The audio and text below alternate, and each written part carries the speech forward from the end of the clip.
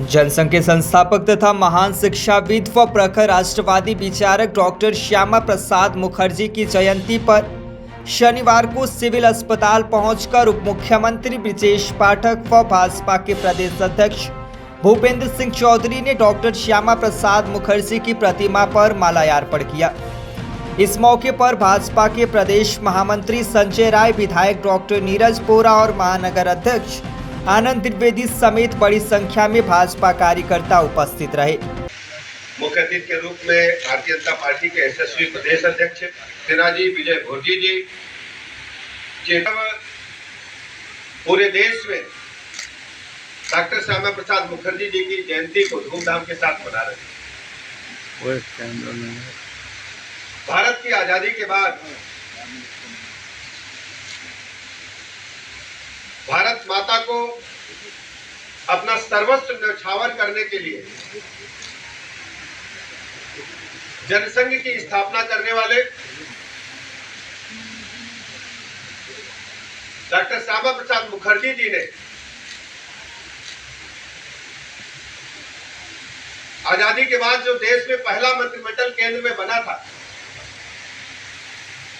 नेहरू जी की सरकार में उद्योग मंत्री जैसे महत्वपूर्ण पद को ठोकर मार करके भारत माता को अपने आप को समर्पित करने का काम किया। उन्होंने सबसे पहले आवाज उठाई थी, इस देश के अंदर दो विधान, दो निशान, दो प्रधान नहीं चलेंगे। और सबसे बड़ी बात है, उनका जीवन काल, उनका जीवन बहुत लंबा नहीं था, लेकिन मात्र 52-53 साल की उम्र में उन्होंने भारत के अंदर भारत माता के चरणों में अपना सब कुछ न्यौछावर किया। मात्र 33 वर्ष की उम्र में कलकत्ता यूनिवर्सिटी के वाइस चांसलर बने थे। महान शिक्षाविद थे।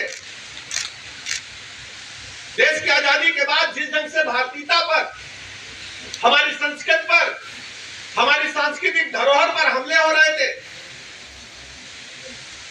उन्होंने उसका कड़ा प्रतिरोध किया। आज यदि जनसंघ और भारतीय जनता पार्टी ने देश के अंदर दुनिया की सबसे बड़ी पार्टी बनकर के दिखाया है, इस विचारधारा को जन्म देने का काम श्यामा प्रसाद मुखर्जी जी और पंडित दीनदयाल उपाध्याय जी ने किया। हमारे मार्गदर्शक और भारतीय जनता पार्टी की विचारधारा को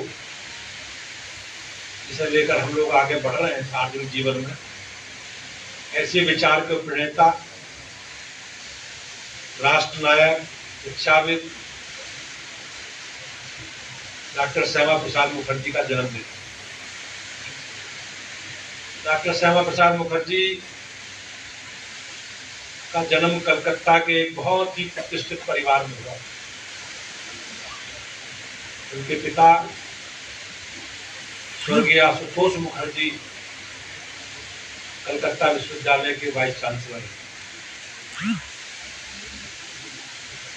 और शिक्षा के क्षेत्र में शिक्षाविद के नाते